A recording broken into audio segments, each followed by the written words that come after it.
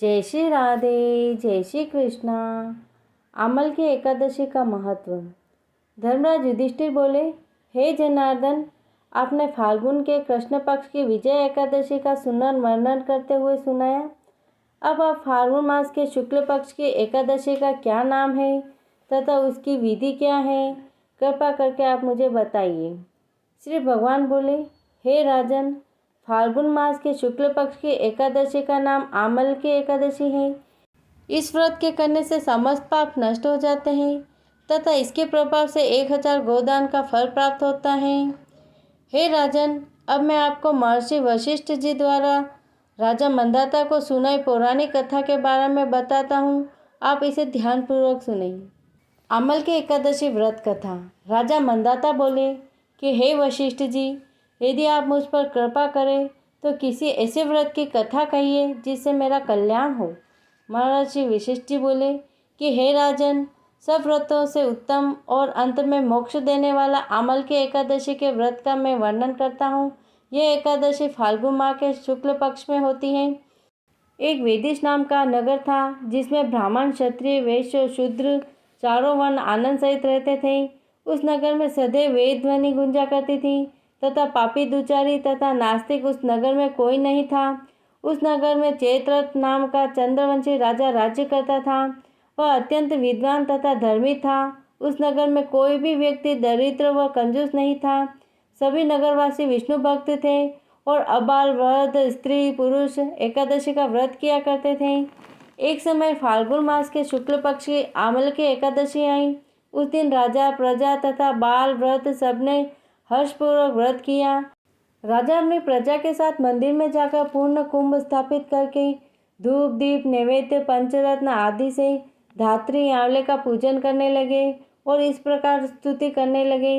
हे धात्री, तुम ब्रह्मा स्वरूप हो, तुम ब्रह्मा जी द्वारा उत्पन्न हुए हो और समस्त पापों का नाश करने वाले हो। तुमको नमस्कार है। अब तुम मेरा अर्घ्य स्वीकार कर लो। तुम श्री रामचंद्र जी द्वारा सम्मानित हो। मैं आपकी प्रार्थना करता हूँ, अतः आप मेरे समस्त पापों को नाश करो। उस मंदिर में सबने रात्रि को जागरण किया। रात के समय एक बहेलिया आया जो अत्यंत पापी और दुराचारी था। वह अपने कुटुंब का पालन जीव हत्या करके किया करता था।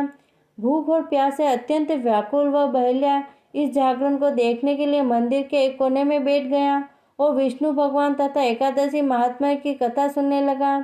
इस प्रकार अन्य मनुष्यों की भांति उसने भी सारी रात जागकर बिता दी। प्रातःकाल होते ही सब लोग अपने घर चले गए। वो बहेलिया भी अपने घर चला गया। घर जाकर उसने भोजन किया। कुछ समय बीतने के पश्चात उस बहेलिया की मृत्यु हो गई।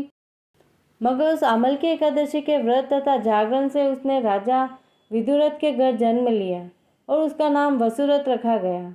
युवा होने पर वह चतुरंगिनी सेना सहित तथा धन धान्य से युक्त होकर 10,000 ग्रामों का पालन करने लगा। तेज में सूर्य के समान, कांति में चंद्रमा के समान, वीरता में भगवान विष्णु के समान और क्षमा में पृथ्वी के समान था। वह अत्यंत धार्मिक, सत्यवादी, कर्मवीर और विष्णु भक्त था। वह प्रजा का सम्मान भाव से पालन करता था। दान देना उसका नित्य कर्तव्य था। एक दिन राजा शिकार खेलने के लिए गया।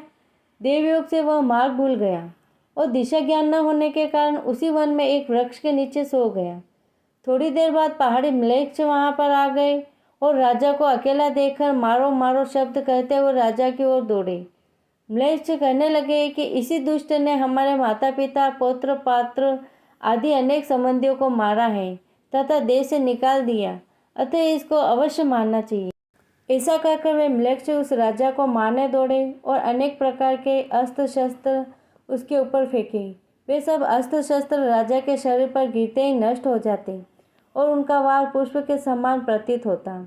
अब उन म्लेच्छों ने अस्त्र शस्त्र उल्टा उन्हीं ऊपर प्रहार करने लगे, जिससे वे मूर्छित होकर गिरने लगे। उसी समय राजा के शरीर से एक दिव्य स्त्री उत्पन्न हुई। वह स्त्री अत्यंत सुंदर होते हुए भी उसकी भुखटी टेढ़ी थी।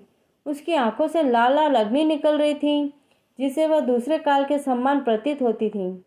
वह स्त्री म्लेच्छों को मारने दौड़ी। थोड़ी देर में उसने सब म्लेच्छों को काल के घाल में पहुंचा दिया। जब राजा सोकर उठा तो उसने म्लेच्छों को मरा हुआ देखकर कहा कि इन शत्रुओं को किसने मारा है? इस वन में मेरा कौन हितैषी रहता है? वह ऐसा विचार कर ही रहा था कि आकाशवाणी हुई, हे राजा, इस संसार में विष्णु भगवान के अतिरिक्त कौन ही तेरा सहायता कर सकता है? इस आकाशवाणी को सुनकर राजा अपने राज्य में आ गया और सुखपूर्वक राज्य करने लगा। महर्षि वशिष्ठ बोले, हे राजन, यह आमल की एकादशी के व्रत का प्रभाव था। जो मनुष्य इस आमल की एकादशी का व्रत करते हैं वे प्रत्येक कार्य में सफल होते हैं और अंत में विष्णु लोक को जाते हैं। जय श्री राधे, जय श्री कृष्ण। 24 फरवरी एकादशी करने वालों के लिए आज के दिन आंवला का सेगा लिया जाता है।